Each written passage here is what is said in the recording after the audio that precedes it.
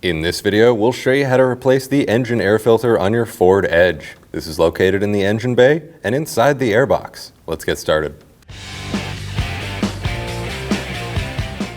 On the driver's side of the engine bay, we find the airbox. We have two tabs. We'll push out on those two tabs. And you can lift up on the airbox. We have three tabs along the back side that we need to line up when we put this back together.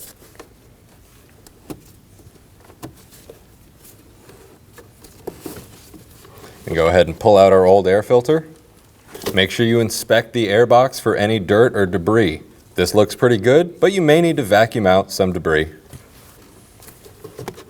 Line up our new air filter. Get that in place. Make sure that the edges are seated properly.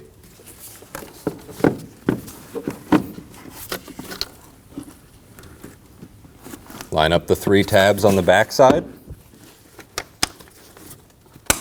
And press in on the two tabs on the driver's side. And you're all set. Thanks for watching. When only the best will do, demand TRQ. The only company that lets you view before you do. TRQ is committed to offering the highest quality aftermarket auto parts that are engineered for peace of mind. Thanks for using and viewing with TRQ.